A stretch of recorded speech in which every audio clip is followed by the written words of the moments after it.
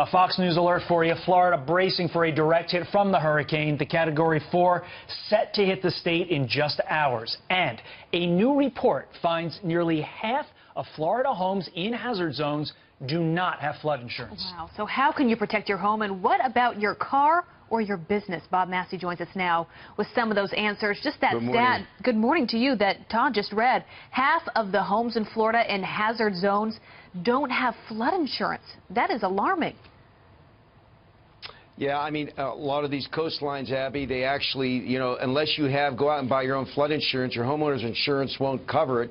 We talked a little bit about that last week, and I think what we're learning is how amazing that people who live in this area don't have it because, like everything else, they don't think it's going to happen to them. The other thing that makes this a little unique, like Rick has done a fabulous job explaining this stuff to all of us, is this is a lot more wind also, as opposed to Houston, where there's a lot of flood. We got the wind, we got the flood surge, so there's a lot of complicated issues here that homeowners are going to be faced with and business owners. Bob, we're hearing about these storm surges, especially on the Gulf Coast. This may include people who didn't expect water to rise where they are. In addition to your home, what about car insurance or, watercraft insurance?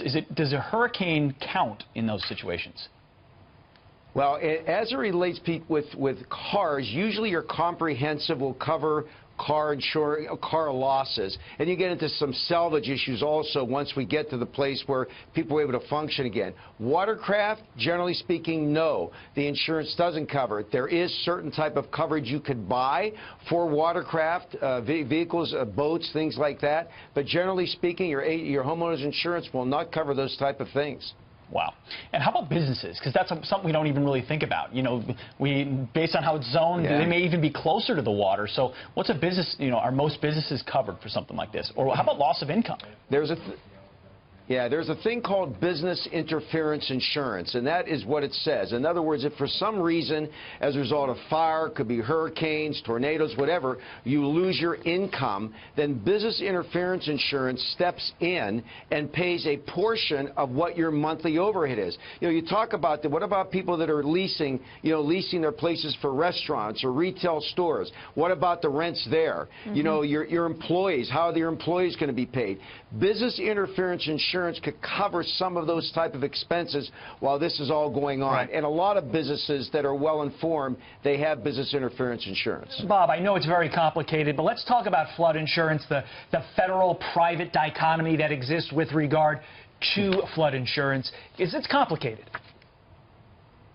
It's very complicated. For example, if you have homeowners insurance, and let's say there's a pipe that breaks in your house, and your house gets flooded, well, most of the time, homeowners insurance will cover that type of water damage, unless they could show that you were negligent and not maintaining. But with flood insurance, the homeowners insurance basically said, look, this a lot of times comes from natural disasters, and that's what we're talking about. That's the difference. So that's why flood insurance is available for people. It's not really cost prohibitive. But people need to look into these things. And by the way, I mentioned the other day, a lot of lenders, guys, where they're giving loans in coastal areas, they require you to have certain type of flood insurance because they understand that they're going to be a potential payee here in order to pay off the loan and different things like that, to fix the home, repair the home, and a lot of times it's a tear down. The homes just get torn down, they have to replace it. Very complicated issues, very complicated issues. And it's so great to have you on to help better explain all of that for so many people that are going to be needing it as soon as tomorrow, it sounds like. We will make sure to have all of this information on our website. Bob Massi, good to see you this morning. Thanks, Bob.